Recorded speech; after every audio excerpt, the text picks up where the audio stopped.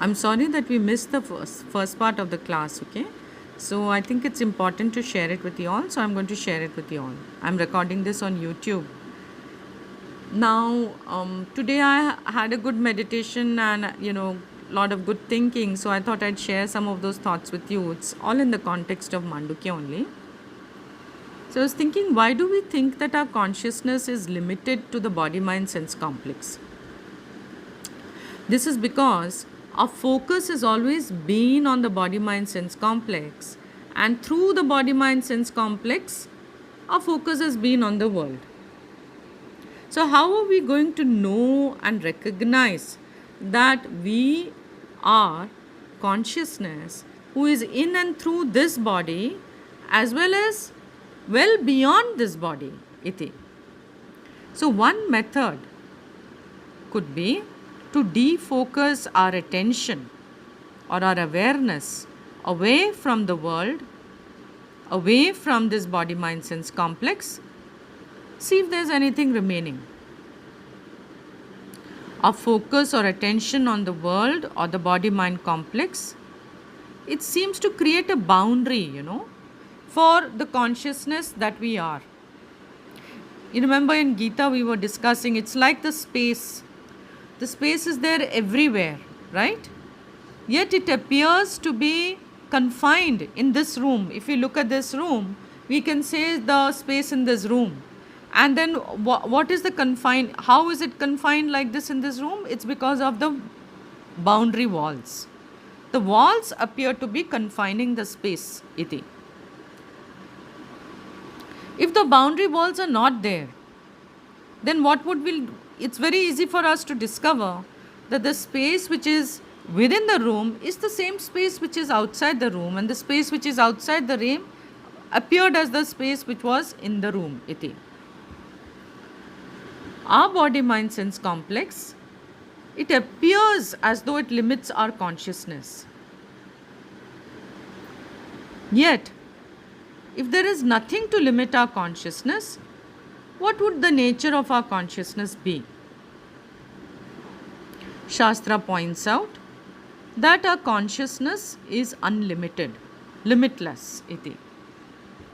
It points out that it is only our sense of reality in the body mind sense complex and the world, okay, that appears to limit the nature of the consciousness that we are. So Vedanta study is really a study of reality. In the waking state, we are totally focused on the body mind complex and the world. And so out of the 24 hours in a day, we spend at least 16 hours, okay, transacting with the world using our body mind sense complex. And in our transactions with the world, we pick up a lot of stress because we think that I am different, you are different, everything is different, etc. So we pick up this stress and we store it in our bodies and in our minds, and then we continue to have some more transactions, make ourselves thoroughly miserable. All of this is why? Because we give reality to that 16 hours of waking. And we believe that we are this body mind sense complex only. World is different from us. And this is how we transact with the world. Iti. But really speaking, are we really the changing body mind sense complex only? Are we the changeless consciousness that is independent, who is apparently using this body mind sense complex? Is the world really different from us? Does the body mind sense complex have an independent reality totally? Can this body mind sense complex exist independently of the consciousness that we are? Can consciousness be objectified like the body? These are some of the questions that Shastra wants us to address, wants us to look at. Shastra is at pains to show us that we are always, at all times, unlimited, unconditioned consciousness. No matter what apparent conditioning is there, no matter what status we seem to assume during the three states of experience of waking, dream, and sleep. That consciousness that we are is totally unconditioned and unlimited. Asangoham, asangoham, right? Asangoham punah punaha, Satchidananda Swarupoham, Ahamevaham Avyayaha. So, to reveal this unbelievable truth about ourselves, Shastra uses certain models of communicating this truth. And it reveals that our life, okay, the life that we are living in this body, mind, sense complex, is functioning basically within two orders of reality. Absolute reality, Satyam, and relative reality, Mithya. Absolute reality is totally independent, whereas the relative reality is totally dependent upon the absolute reality. The problem of sorrow arises because we are ignorant of the absolute reality, and therefore we take what is the dependent changing reality to be the absolute reality. For example, if this flask were to take itself to be a flask, right? उसने समझा कि मैं एक flask हूँ, without knowing that it is non-separate from the steel, then what will happen? It will suffer samsara. It will be scared of death. It will get jealous when some other more beautiful flask comes, if it has a human mind, the flask has. So, for a moment, I want you to just close your eyes and ask yourself that in your experience of this very moment,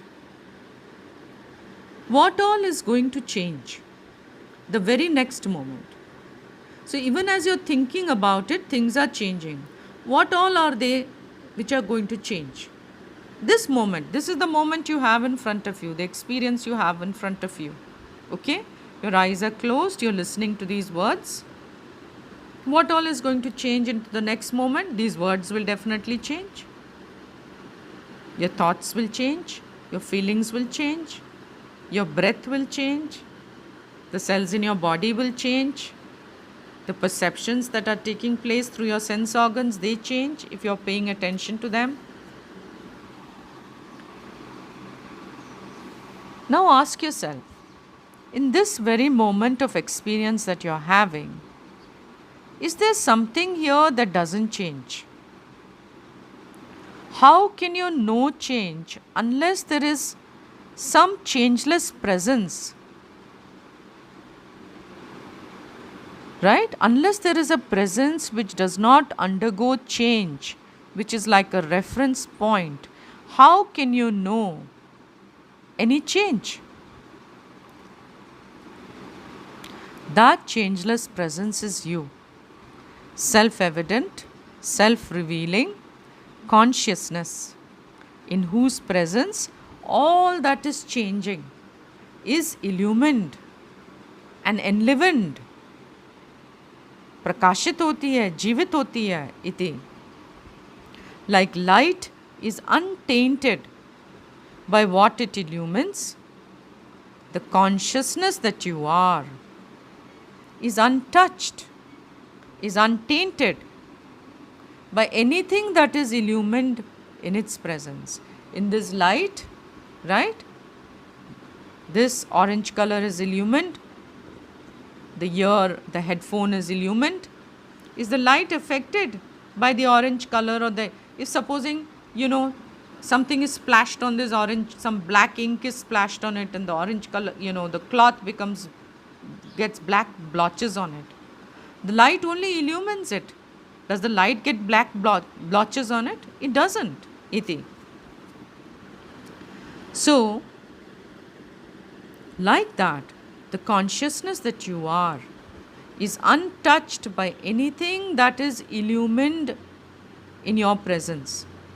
Whatever is happening in this body, in this mind, in the world, whatever is happening, that consciousness, the changeless presence is untouched.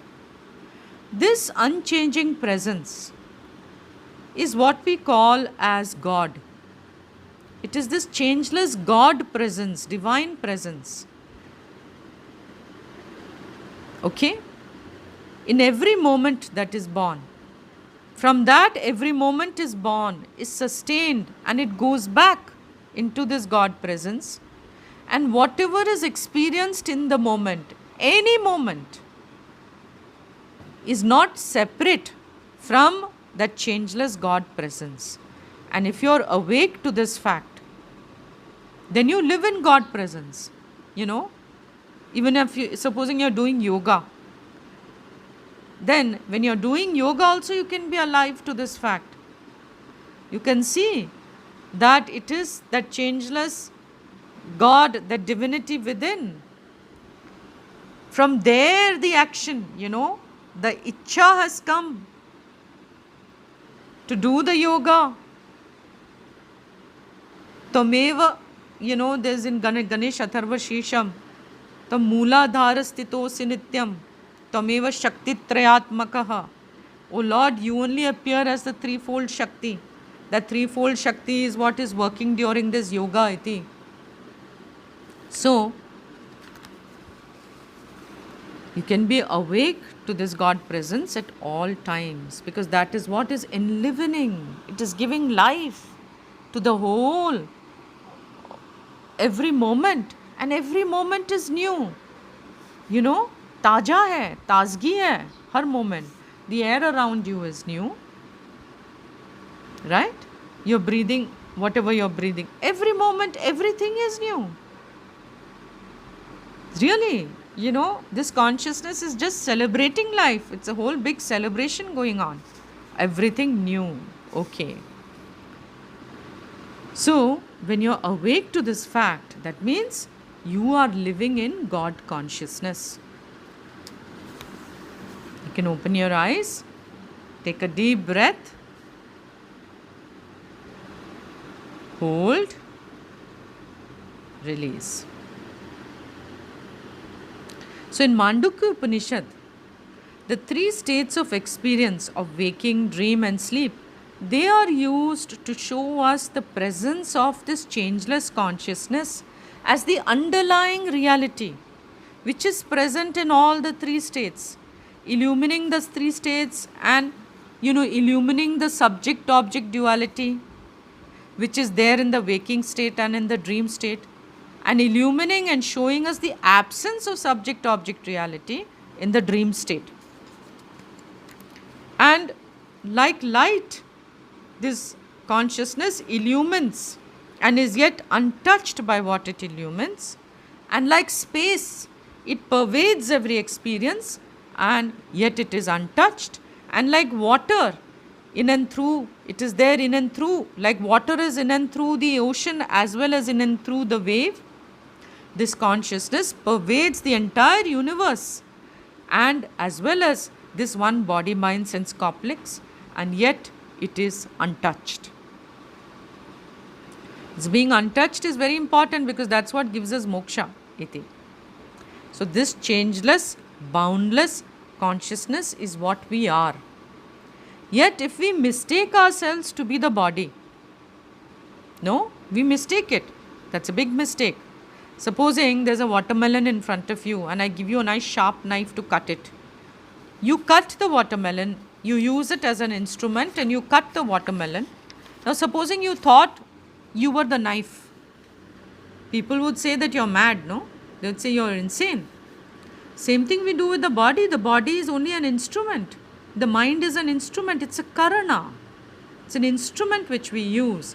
I am the conscious being, the self-revealing, self-existing conscious being, associating with the body, mind, sense complex and using it as an instrument, right, to transact. And if we make a mistake and call it as myself, then definitely it's going to cause samsara. And the purpose of our life is to correct this mistake. And I think for the rest, we started with Mandukya, and for that I think you could hear it.